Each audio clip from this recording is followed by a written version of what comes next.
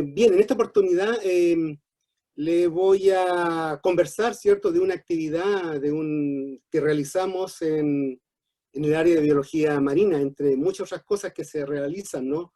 El tema, tenemos oceanografía física, oceanografía biológica, tenemos el tema de la acuicultura, el tema de reproducción en peces, área de manejo, el tema del arrecife artificial, entre muchas actividades. También aquí lo que realizamos y contribuimos a aportar al tema de la dinámica de las poblaciones de peces y otros organismos, con el fin que la autoridad, con distinta información que se van generando, ¿cierto?, puedan tomar medidas administrativas, medidas de manejo. ¿Mm? Y específicamente entonces lo que le voy a conversar ahora es cómo nosotros conocemos el crecimiento de los peces en general. ¿Mm? En esta gráfica ya tenemos, tenemos en este eje la longitud, aquí tenemos la edad, ¿cierto? Y esta es una curva en la cual los individuos, la población va creciendo en la medida que va pasando el tiempo. Aquí tenemos una figura de lo que son las cabrillas, ¿cierto? La idea es, bueno, a qué tamaño cumple una edad determinada y así sucesivamente. ¿Mm? ¿En qué nos basamos? Nos basamos en que esto es análogo y que los colegas, ¿cierto?, de agricultura conocen, es determinar la edad en base a las líneas de crecimiento que tienen estructura dura. Este es un corte de un árbol, ¿cierto?, en donde ustedes tienen una zona clara, tienen una zona oscura, y así sucesivamente. En donde la zona clara es el periodo de crecimiento de primavera-verano, y esta zona oscura corresponde a la zona de invierno. Si esto fuera así en un mundo ideal, uno podría suponer de que cada línea oscura, por ejemplo, podría representar un ciclo anual, bien digo. Entonces uno podría comenzar a contabilizar y determinar, en este caso, la edad del árbol. Esto es muy específico, la edad, porque esta información, es decir, el ancho de los anillos, el ancho de la zona oscura, la zona clara, nos entrega mucha información, en el sentido, por ejemplo, de que hay años que pueden haber sido mucho más lluviosos que otros. Entonces la delgadez, el ancho de este incremento también nos entrega información. Bueno, así como el árbol, entonces, ¿qué es lo que tienen los peces? Los peces tienen varias estructuras que nosotros no podemos tomarlas para poder determinar la edad y conocer el crecimiento. Entre ellas tenemos las escamas, tenemos en cierta medida, ¿cuánto se llama? Las vértebras, ¿ya? Y en lo que son los peces óseos se utiliza lo que son los otolitos. Los otolitos son una estructura que tienen en el oído interno en los peces y que esto le permite, o la función que cumple, es como es un órgano del equilibrio, es un órgano de sensibilidad, ¿ah? Pero principalmente le ayuda al equilibrio en los peces. ¿Y qué es lo que sucede? Así como en el árbol le decía, en la escama, en la vértebra, en los otolitos, ¿cierto?, de los peces óseos, también se van marcando estos anillos claros y oscuros en la medida en que van transcurriendo las distintas épocas, ya sea invierno, verano, de estos organismos. Aquí le voy a mostrar un video de cómo se extrae, hoy espero que funcione, de cómo se extrae parece que voy a tener que cortar, cómo se extraen los otolitos en una manera en los peces, pero no me da, voy a tener que ahí está. Les dejo entonces, esta es una forma de extraer en ciertos peces, ¿eh? Obviamente cuando ya están muertos, estamos claros que estamos trabajando de peces que son capturados por una pesquería determinada, ya tomamos una muestra, cortamos, tenemos el cerebro, y debajo del cerebro, lo que van a ver ahora, ya, retiramos, y luego extraemos lo que ya les había comentado, ¿cierto?, lo que son los otolitos. Mucha paciencia hay que tener en alguna especie. Esta es una situación bien particular, porque este es un pez relativamente pequeño, pero con otolitos muy grandes. Los otolitos de anchoveta son muy, pero muy grandes proporcionalmente, por ejemplo, con respecto a lo de los peces espada. Son por lo menos, yo creo que proporcionalmente unas 80 veces más. ¿Ah? Entonces, los otolitos sajita, que se llama, en el caso de los peces óseos. Tomé un video, ¿cierto?, de unos colegas de IFREMER, ¿ya?, que trabajan en ello. Aquí tienen ustedes de la cabrilla, ¿cierto?, también un otolito relativamente grande, ¿cierto? Tiene distintas, bueno, tiene formas, como lo voy a mostrar ahora. Bueno, disculpen, pero ¿cómo entonces nosotros podemos determinar la edad? Una, observar el otolito entero, y la otra es realizar, dependiendo del tipo de otolito, realizar algunos cortes, ya sea a mano o con cortadoras que son equipos diseñados, ¿cierto?, para cortar, digamos, estas estructuras. ¿Mm? Entonces aquí, por ejemplo, tenemos un otolito de pintacha que está visto en lupa, entero, no ha sido cortado nada, pero uno ya puede observar, ¿cierto?, el centro de donde comienza a crecer y tiene una zona opaca, una zona oscura, clara, oscura, clara, oscura. Si esto fuera el mundo ideal, como le decía con los árboles, uno contabilizando estas zonas, uno podría ir determinando qué edad tuvo ese pez. ¿Mm? Bueno, como le decía anteriormente, no hay una relación de proporcionalidad y formas. ¿Ah? Hay unos otolitos que son muy, pero muy lindos. ¿Ah? De hecho, los otolitos de Corvina son muy grandes, ya, los cuales también nos hemos dedicado un poco a la artesanía para elaborar, independiente de determinar la edad, pero para hacer, hay aros y collares, digamos, son preciosos. ¿Ah? La Kio seguramente ya lo está mirando a ver si puede sacarle provecho a a los otolitos. ¿Ah? Bien, aquí le voy a mostrar un video porque no tan solo en el PC adulto, ahora también nos ha tocado trabajar con larvas. De hecho estamos terminando ahora un proyecto en lo cual nos toca extraer los otolitos de larvas y juveniles de peces que son muy pequeños. Esto también son de los colegas del IFREMER, un instituto francés, ¿ah? Este video. Entonces, bajo lupa, vamos disectando esta estructura con mucha paciencia, después de haber medido la larva, haber medido el individuo, y comenzamos a sacar. Obviamente que una persona que lo ve por primera vez puede considerarlo que es muy difícil, pero en la práctica, con práctica, digamos, esto ya se va haciendo una rutina. Los peces, quiero recalcar acá que tienen 3 pares de otolito, hay un par que es mucho más grande que los otros y es el que generalmente utilizamos, ¿ya? Lo bueno de esto es que cuando uno está trabajando con esto, fíjense que el otolito se refleja, ¿ah? Entonces es fácil ubicarlo, ahí como lo pueden ustedes apreciar. ¿Mm? Ahora, ¿por qué a las larvas? Porque necesitamos saber qué edad tienen las larvas, pero ustedes me podrán preguntar, pero es que ¿cómo le da en años? No, en larvas hablamos de días. Los otolitos van formando líneas de manera diaria, tanto los individuos de este tamaño, como también en cierta medida los individuos juveniles y parte de los adultos. Se está terminando entonces la disección, ¿cierto? Se sacan los 2 otolitos más grandes y también logran obtener aquí los otros 2, el otro par, ¿ya? Si se dan cuenta y lo están separando, los más grandes son los sagitas, los otros 2 serían los lapilos, ese es el nombre técnico que reciben. ¿Mm? Bueno, y eso se puede observar inmediatamente bajo microscopio, ¿cierto? ¿Y con qué nos vamos a encontrar? Que en base a estos individuos, si esas líneas son diarias, podemos saber, ¿cierto?, qué edad tienen esas larvas y cuando nacieron, obviamente, yendo hacia atrás. Entonces usted tiene líneas claras y líneas oscuras. Ese es el lapilus. ¿Ah?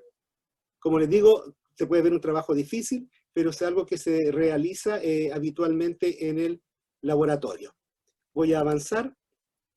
Aquí tenemos un otolito de ancho beta, un ancho promedio este ancho es de 1,79 micrones, disculpen. Esta tenía alrededor de los 62 días, es decir, si comenzamos a contar cada uno de estos puntos, ¿cierto?, que están marcados, que son las líneas oscuras, nosotros podemos determinar la edad. Esto es lo que hemos hecho entonces en el caso del ancho beta. Aquí tenemos la edad en día, longitud total, ¿cierto? Y bueno, aquí tenemos, cada punto azul corresponde entonces a un individuo en lo que le hemos determinado la edad en base a esta estructura. Hay otra estructura, ¿cierto?, que son las escamas, que se utilizan mucho sobre todo en salmones. ¿Ah?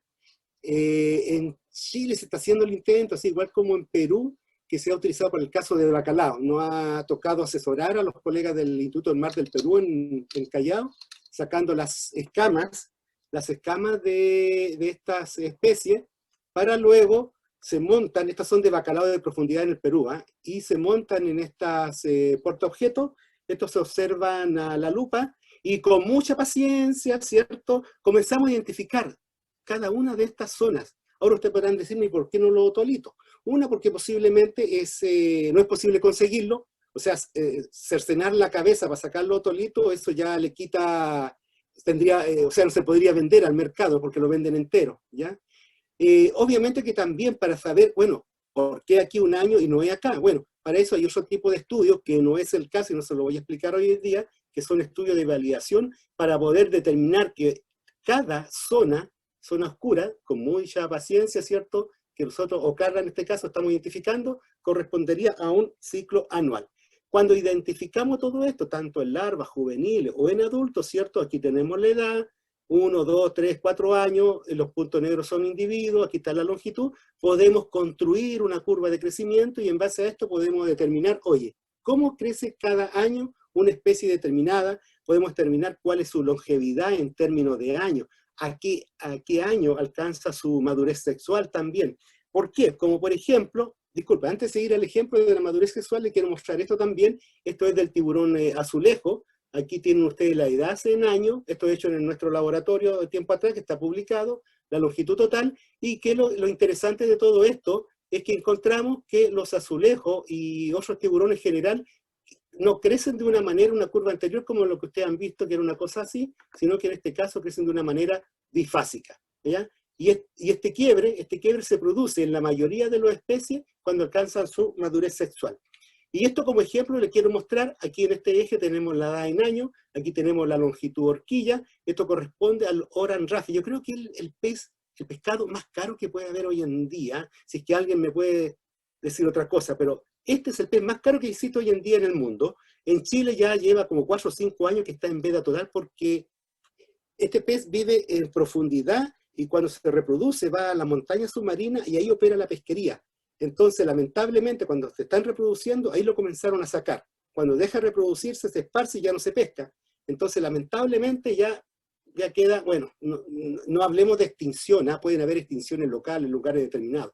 Pero fíjense, a través de los otolitos se ha logrado determinar que esta especie vive alrededor de los 170 años. 170. Y la madurez sexual se ha determinado que él alcanza alrededor de los 25 años. Imagínense ustedes alcanzar la madurez sexual cuando uno tiene 25 años. Bueno, en este caso los peces, ¿no? Esto les doy como un ejemplo, que hay peces que tienen una gran longevidad y cuando hay una pesquería de por medio es muy fácil que la sobreexplotemos. Bueno, y por último, que me quedan 2 diapositivas, les quiero decir de que estas estructuras, que son los otolitos, ya, en los peces, sirven para responder un montón de preguntas, un montón. Así que los muchachos que estén escuchando también, o sea, hay mucho por hacer en cuanto se llama, utilizando esta estructura y por responder una serie de preguntas que tenemos en base sobre todo a los peces litorales que tenemos en nuestra costa. Realmente hay una ignorancia terrible, ¿cierto? Y una falta de conocimiento. Así como los peces también, quiero dar este ejemplo, una jibia y calamares también tienen una estructura, ¿ya? Que son los tatolitos. Estos tatolitos son muy pequeños, pero también se le puede determinar la edad en día. Este también es de una publicación que se publicó hace 3 años atrás con colegas peruanos, en que pudimos terminar la edad en lo que es la famosa jibia. Bueno, eso ha sido muy rápidamente para las personas interesadas, en fin, y bueno, y para los colegas también del trabajo que realizamos aquí en el laboratorio. Muchas gracias por su atención para todas y todos.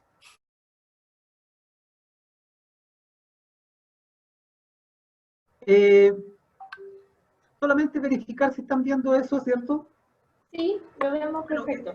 En realidad el tema de los arrecifes artificiales, ¿cierto? Hace por el famoso principio de Arquímedes, ¿cierto? Que todo cuerpo sumergido en el mar experimenta un recubrimiento directamente proporcional a su superficie y al volumen que lo desaloja. Bajo ese principio, lo que nosotros tratábamos de hacer, ¿cierto? Con los arrecifes artificiales, fue de alguna forma, ¿cierto? De esta estructura en un lugar donde no hubiera producción, y después le voy a dar el contexto, cómo lo hicimos nosotros, un proyecto FIC que desarrollamos entre el 2012 y el 2015 con el financiamiento del gobierno regional. ¿Cuál fue el objetivo finalmente? Porque los arrecifes cumplen una serie de funciones, por ejemplo, una protección de protección física en ecosistemas sensibles, y nosotros lo basamos básicamente en el tercer punto, que es la creación de nuevos sustratos, Y esta creación de estos nuevos arrecifes puede tener varios destinos. Uno puede ser el turismo y el ocio, uno puede ser hacia la producción, que fue un parte de lo que usamos nosotros. Y para hacerlo desde el punto de vista de la producción, lo que tenemos que hacer primeramente, ¿cierto?, es cómo es el proceso de colonización para ver si es efectivo o no es efectivo. Bueno, ahí ustedes tienen cómo ha sido la evolución de los arrecifes en el tiempo. Partimos con barcos que eran terriblemente perjudiciales, pero ha ido cambiando, ¿cierto?, en el tiempo.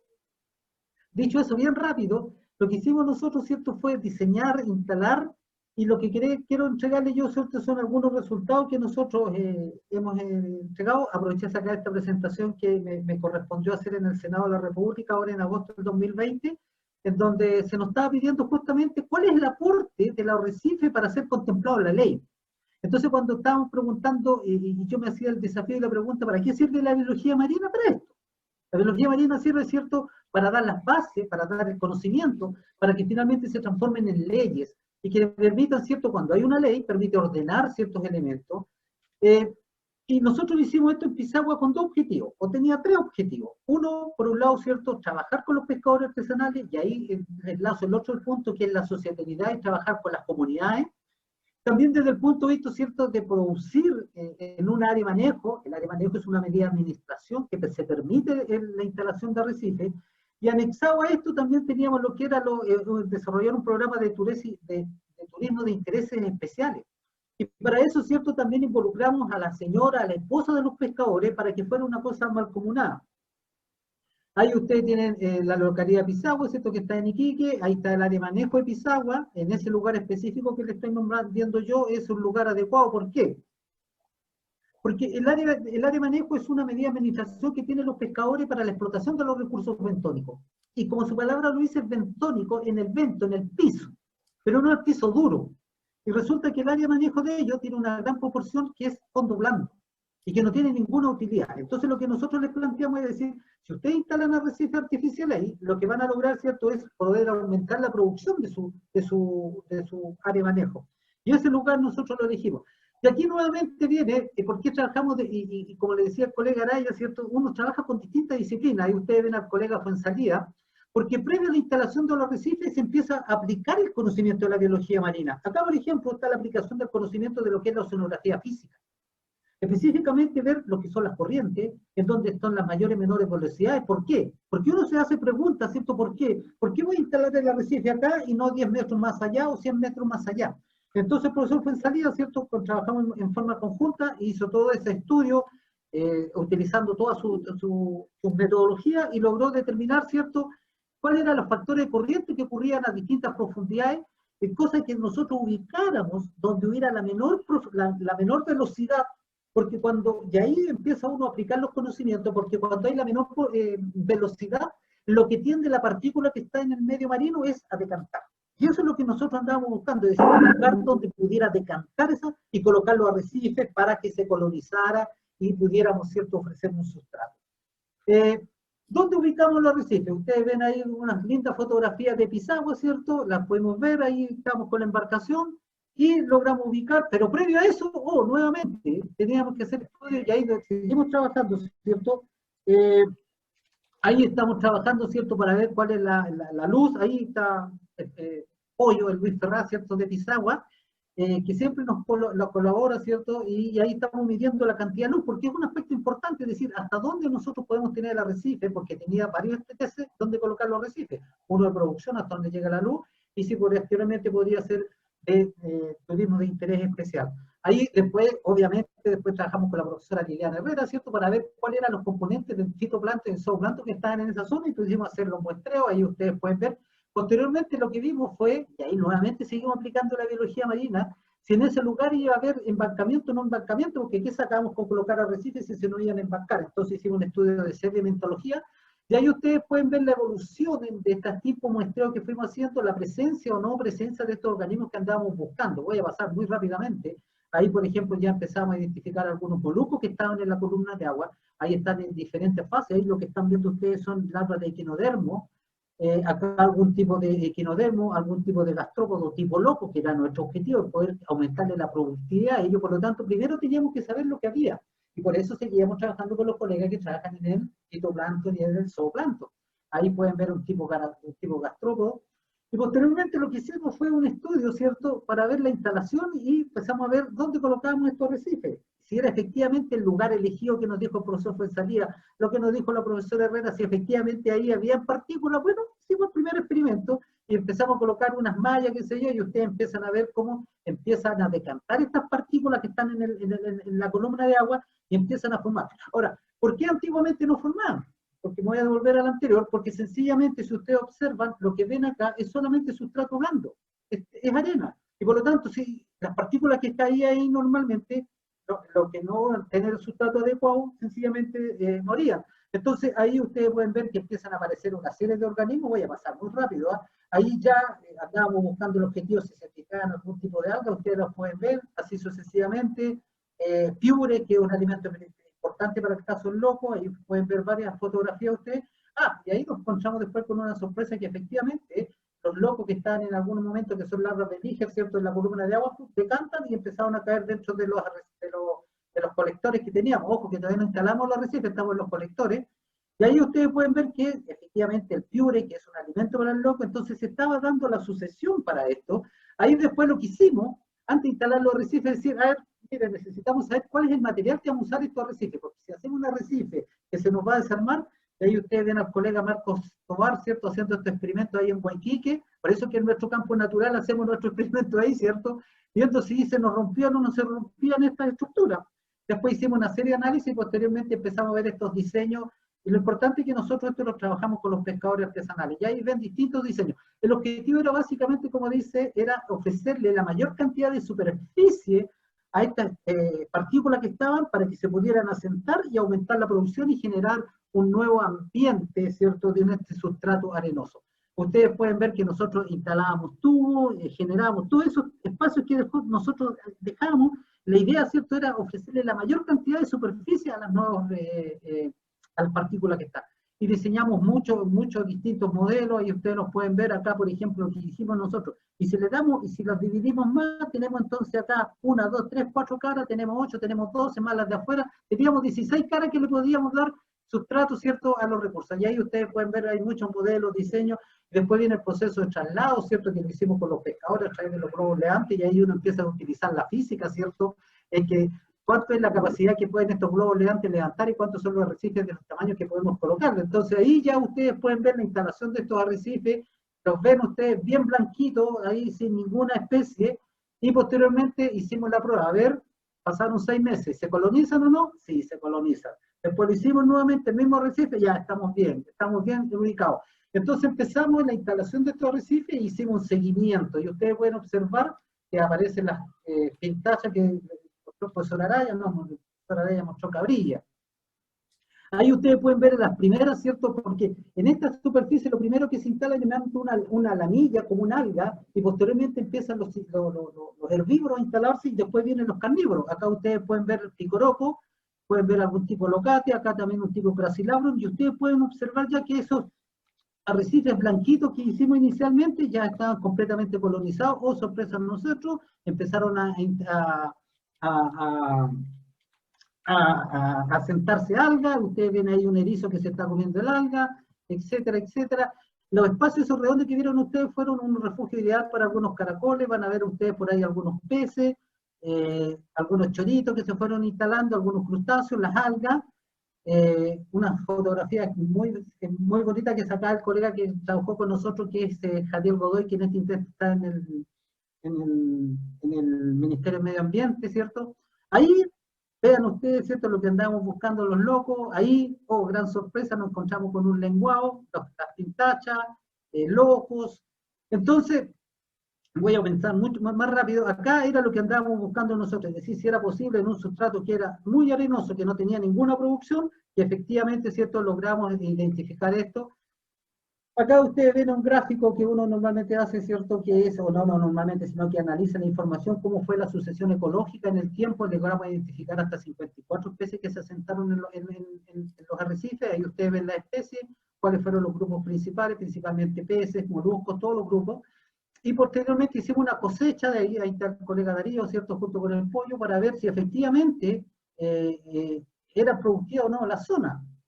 Ahí ustedes pueden ver algunas Y lo más interesante que encontramos nosotros, ¿cierto? Que esas algas que se asentaron ahí tenían suelo reproductivo, lo cual significa que podían reproducirse en la zona. Ahí ustedes pueden ver, hicimos un experimento de loco, donde marcamos loco para ver cuánto crecían, y ahí ven la distribución de frecuencia de talla. Y también quiero mostrar, ¿cierto?, cuál fue el equipo de trabajo. Acá está Pollo, acá está Carmelo, ahí yo les digo un nombre vulgar porque trabajamos mucho con ellos. Ahí está Moma, y ahí están, ¿cierto?, trabajando, ahí está parte del equipo de trabajo, ahí está el Carloncho, ahí que les habla, ¿cierto?, está ahí, aunque ustedes no vean, si uno está en terreno ahí, aunque ustedes no lo vean, pero un poquito más delgado y no con tantos años, pero ahí estamos. Ahí está el profesor Merino, que trabajó harto con nosotros también, ahí está el Cucho. Y ahí el equipo, parte del equipo, que está Marco, está Javier, ellos son alumnos, ex alumnos nuestros, son egresados profesionales de la universidad. Ahí cuando esto empezó a ser conocido en todo el país, ¿cierto? Como los primeros arrecifes artificiales, nos visitó el ministro de Economía, etcétera, etcétera, etcétera.